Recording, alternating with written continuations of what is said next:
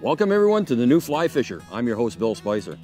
And I'm Mike Verhoof of Flyfitters Guide Service. Today we're going to be pursuing fall steelhead using a technique I like to refer to as swimming. We'll talk about the flies, the rods and reels, and everything you need to know to be successful with this technique. If you want to learn more about it, stay with us. We'll be right back.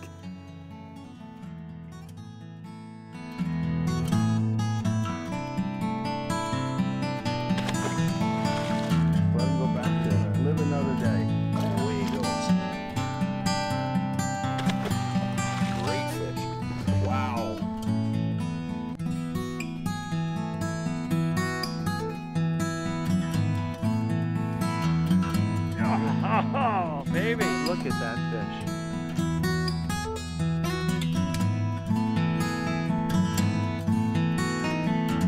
Stop, wiggle, on the way down.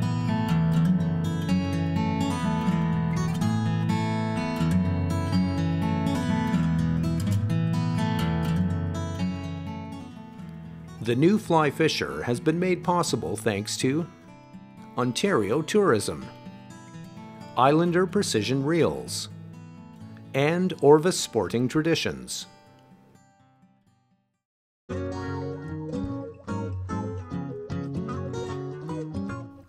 On today's show, the new Fly Fisher crew visits Ontario's west coast in Huron County. Located along the shores of Lake Huron, the county is a patchwork quilt of rural Canadian towns, farm landscapes, and parks knit together by a strong agricultural heritage. Joining us today is Mike Verhoof, owner of Flyfitters Guide Service.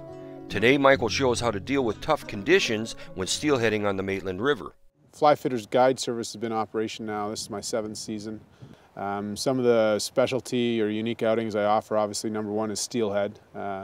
Number two would be some private lakes that I fish for largemouth bass on with poppers, surface action, which is an absolute hoot. And then, of course, targeting some smallmouth, big world-class smallmouth on the Saugeen River in the summertime, running out of my Clackett Craft drift boat. And then I also have a second boat, 13-foot outcast, that allows me to fish almost in any kind of water level conditions.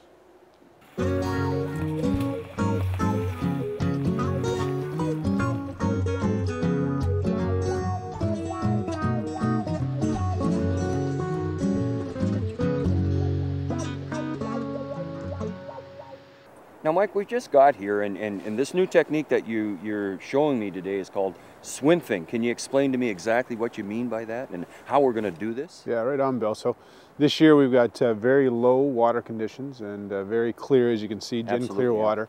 So, you know, typically on this river we love swinging big flies off of sink tips. Right. And obviously it's too low a water, too slow a flow to do that. So we're basically going to swing a nymph. And in the first part of our cast, in the first part of our presentation, we're actually nymphing that nymph along the bottom, but then we end it with a swing of the nymph. So I kind of came up with the name swimfing. Swimfing. And well, it fits. Basically, we're running real long leaders, 12, 13, even 14-foot leaders. And the reason for that is to get it down? To get the depth, and all we're using is the weight of the fly itself. So you'll see some of the flies I have a tungsten bead on them. Right. Some of them have a smaller tungsten bead on them, and then some of them have just a steel bead on them. Right. And those are the different weights I use in the fly. And then the long leader allows us to get to the depth we need and allows that nice long swing presentation. And in these low, clear water conditions, I believe the fish are feeding on more natural, small insects. And back to what they did when they were smolts in the river. Okay, great. Well, let's get at it. We'll get at her.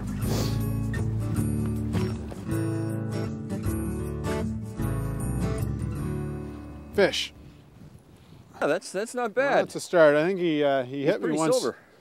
Before, yeah, that's a fresh fish for sure. Yeah, and he came around and picked that right up on the swing part. There we go, yeah. Nice. Boy, it's bright silver. Yeah, beautiful fish. Boy, that's, it's not huge, but man. No, good little bright start. And silver though, my goodness. Good little start to the day. Just whip my hand here, grab him with the net. Pull that, you can see it was on the dangle and he you got him on a little brown leech there, eh? Yeah, actually a little, yeah. Very nice fish. Start to the day. That's a good start. That's a good start. There we go. Oh, that's one. Let's keep at her. One more time. Hopefully, I'm using the net for you next one. That's all right. All right. I'll be your net man all day. No problem.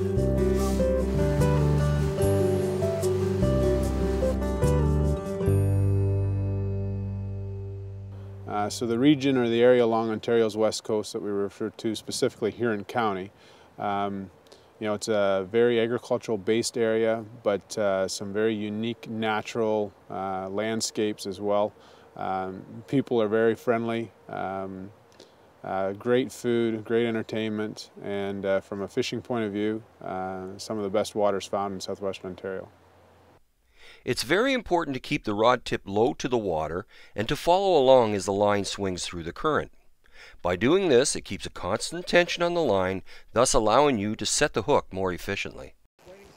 Well, basically what happened was because I did such a beautiful cast, and Bill commented on such a nice cast I made, the fish hit. But no, I basically just sent it out and just was starting to swing, and just a little guy. The river this year is absolutely full of these guys, which is a great sign.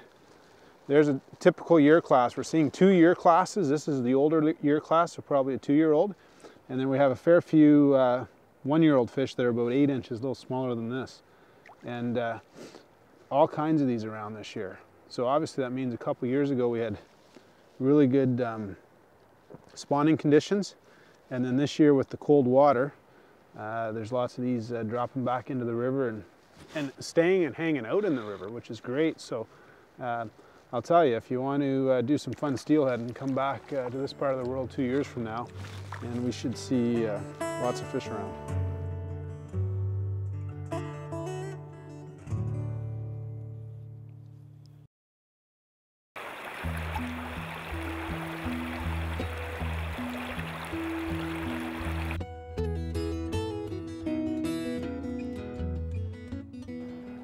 So let's take a minute and go over some of the flies that we've been using here this last couple of days while we've been pursuing some steelhead here in these low, clear water conditions. So I've just put together one quick box that's carrying a whole bunch of variation of stuff. So I have something simple to carry but have a good assortment of flies. And you'll notice on the one side I have all my nymphs set up, and on the other side some of the swinging or streamer flies. When it comes to the nymphs, some key stonefly nymphs that I really like with some flashback. Variation of a fly called an evil weevil that there again mimics a bunch of different type of stoneflies. Caddis, there's a tremendous amount of caddis in the river, caddis larvae in the river these days. Down to little scud patterns, and of course you can't go anywhere without the good old hare's ear, pheasant tail, and then some variations of big hexagenia nymphs as well. On the other side with the swinging flies, a lot of natural looking stuff in the sense of mimicking sculpins, crayfish, or minnow patterns as such. And then of course black and purple have always been good as well.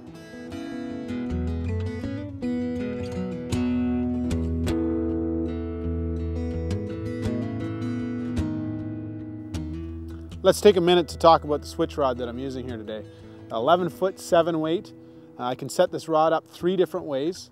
Right now today I have it set up with a shooting head, basically a heavy head for doing a single hand spay or even a double spay cast, and delivering a long leader, basically a 12 or 13 foot tapered leader down to 8 pound. The reason I have the length is to get the fly deep enough, and you'll notice in some of the casting footage earlier, you can easily deliver 50-60 feet of line out across a long pool, no problem at all. Later today you'll see me setting it up with a shooting head that actually will turn over 14-foot sinking tips to get into deeper, faster current. And then of course the third option you could do with the switch rod is set it up for a nymphing rod and put an indicator on it and nymph. And the reason it would have benefit for that is just basically it's simply its length, to mend line and turn over line and fish a pool. When choosing a reel for steelheading, make sure you choose a reel with a large arbor, as they offer some distinct advantages. They allow for quick line retrieval that comes in handy when having to reel in fast as a fish is running back at you, and they also provide consistent drag pressure that is consistent whether you have a little bit of line in the water or are deep into your backing. Fish. Fish, nice one. You know, with the real low water, low flow, clear water. Yeah. It's just, you know, changing your technique to adapt to the conditions. It's another chromer, it looks like. Yeah. Seen a good flash of silver there. Very nice. We were talking about the switch rods before from a fishing concept. You know, from fighting a fish and then just enjoying the fight of a steelhead. You know, these 11'7" weights, Oh, yeah. for example. Nothing like a long rod, eh? Ideal, absolutely ideal. Takes a head shake out of the fish. Now, the one benefit that people don't realize is you can go much lighter tippets with a long rod. Absolutely. Because the rod acts like a shock absorber. Yeah. We're down to 8-pound floral here, and a lot of people would think, well, that's not that light, but you know, that's huge for a long rod. Yeah, and considering, you know, a lot of the times when we're swinging flies with spey rods, we're using 12-pound, maybe even 15-pound, for two reasons. One, for the casting through the air, but also that initial strike can be pretty hard. All this. I love steelheading. I don't know about you, Mike, but I mean, of all the fish that I've fished, there's just nothing like them. No, it's my, it's by far my favorite. It's my forte. You know, I call it my specialty when it comes to fly fishing and guiding in this part of Ontario. And you know, I'm very fortunate enough to be born and raised in this area, and you know, fishing waters like this all my life. Ontario itself, we're lucky to be here because of all the variety of fishing we have in the area. And it's actually quite simple when you think about it. We have the largest source of fresh water in the world around us. Right.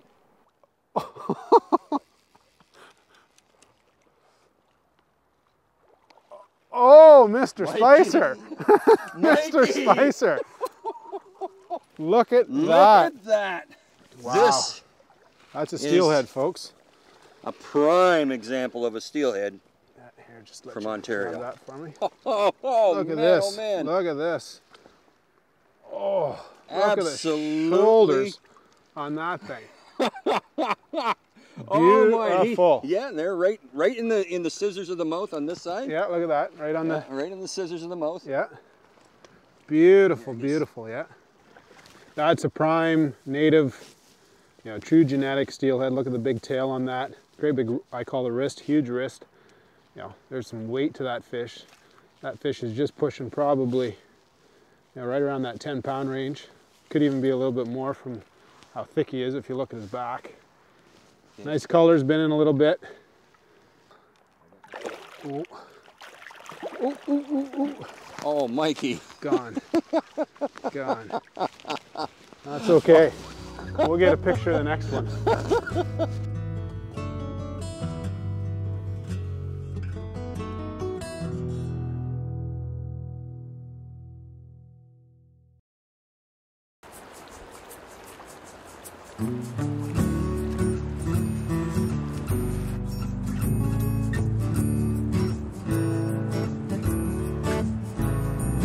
The season here along Ontario's west coast starts usually around April with the steelhead.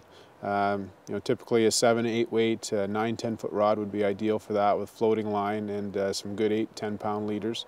Then we move into the smallmouth season. Opens the last Saturday of June. You know, 6 weight rod, 9 foot 6 weight rod would be ideal for that with any kind of woolly buggers, crayfish patterns, sculpin patterns, that type of thing. You know, the smallmouth season carries right on through the summer until late August, early September, when we'll start to see a few salmon show up. The salmon numbers are starting to decline. And then steelhead can start entering the system again in the fall as early as mid-September, usually prime time being mid-October. And again, right through the end of the year, the season above Highway 21 bridge closes December 31st. And then we start the whole cycle over again.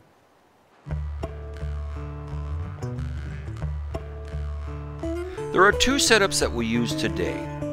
The first is a floating line to a 14-foot poly leader tapered to an 8-pound fluorocarbon tippet, and to that the bead head fly. The second setup is a shooting head to a 10-foot fast-sinking poly leader with 6 feet of 8-pound fluorocarbon tippet, and to that the streamer fly.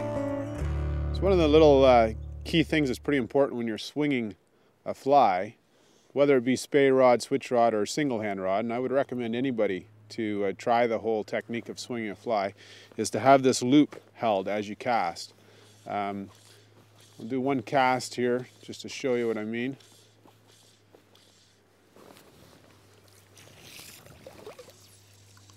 So I bombed it out, laid it on my angle across, letting the line tighten up, and right away I've set myself up with this loop. The reason this loop's so important is since that fly's on the swing and the line's really taut, when that fish hits it, it hits it hard. And if you don't have this loop for forgiveness, in the sense that when the fish hits, that loop comes out and you don't even know it, I've seen a lot of fish get broke off on that take because guys aren't ready for it. So pretty important just to have that one nice loop as a shock absorber for when the fish takes.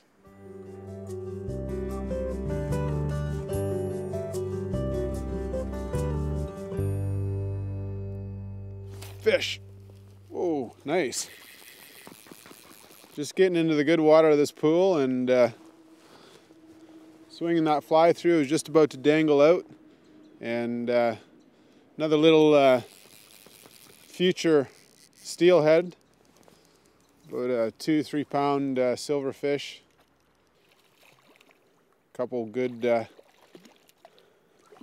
trapeze acts on his part.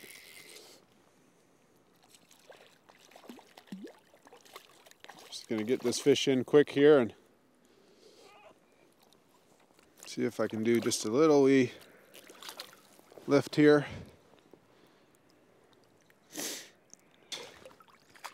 There he goes. Where there's one, there's more. We'll see if we can get another one.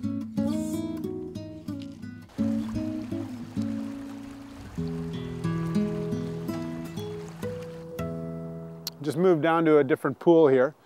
We had to come over to river left, or the left side of the river, and we got a major wind blowing downstream. So I've had to switch my cast in order to get the same presentation or get it out there. With the strong downstream wind, I got to make sure I do a downstream anchor so the fly doesn't hit me at all when I do my cast. So I'm just doing a crossover double spay and getting it out, and you'll notice I kept it fairly low there so the wind doesn't catch it. Still laid it out nice and straight. We're doing the nymphing part of this on the first part here, and then we're just going to let it swing out. This would be more swinging than it is actually nymphing, and we got a big deep slower water here, so we're just letting it go through.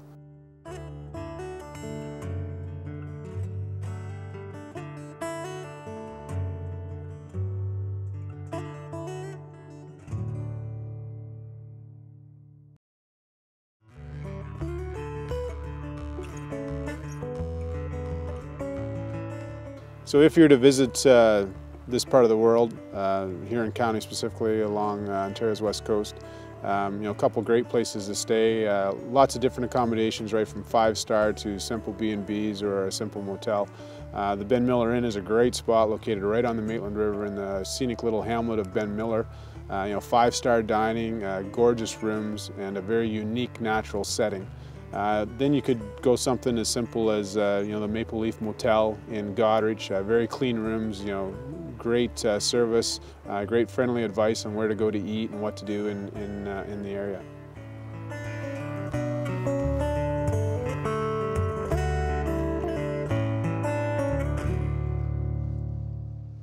Man, oh man, he walloped that. He just walloped it. I got to try to keep my line out of the water. If I allow my line to sink in the water, it adds extra resistance. This is a really, really good fish.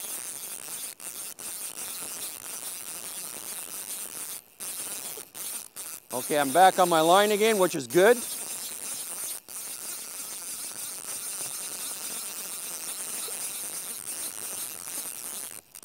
He's gone for another run. I have to let him run. I can't follow him.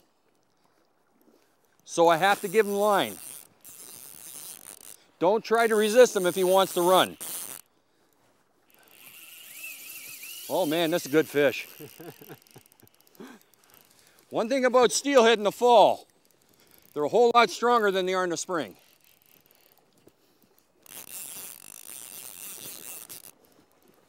A little side pressure to get him away from that rock, and he's gonna run again.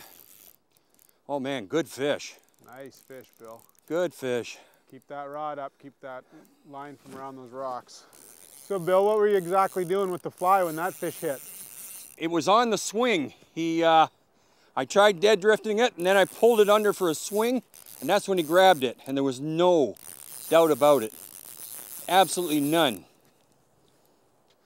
Okay, so I'm going to just guide your line. I want you to keep pressure on it, just like that.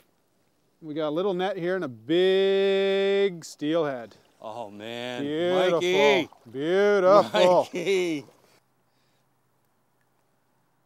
There we go. Nice fish. Well, Good work. That's beautiful. That's another pushing double digits. nice big buck, about 10 pounds. It's a buck, as you can tell, with the kipe in the jaw. Nice red stripe down the side. He's been in the river for a little while. Mike's earlier fish were silver, which means they just came in. This guy's been around for a while, but what a tremendous fish. What a tremendous fish. Trust him in there, Bill, and let him go. Yeah. Oh, that's spectacular fish. Look at the shoulders on that guy. Oh, wow. Well, Mike, what a trip. Nice work. A fish Very like nice that work. can make a whole trip. You don't have to have a lot of fish in the fall. No. It's about the quality of fish that you get, isn't it? Yeah. When they take it on the Technique works. swing, you know, they're looking at that to kill it and eat it. And That's what he they're did. doing. They're Yeah. looking to kill it, so he hit it very hard. Yeah. And they all take it the same spot, right at the back of the mouth. Yeah. So That's the whole addiction to swinging a fly.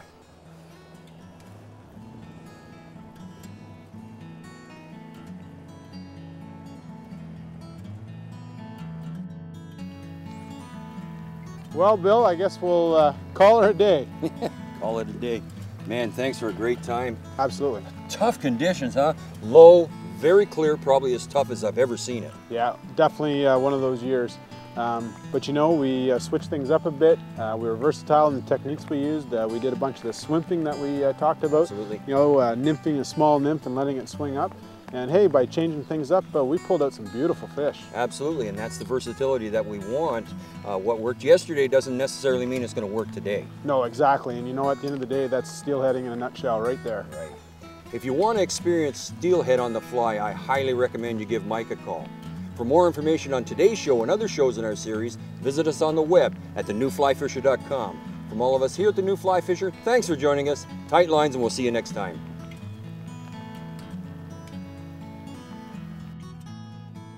The New Fly Fisher has been made possible thanks to Ontario Tourism, Islander Precision Reels, and Orvis Sporting Traditions.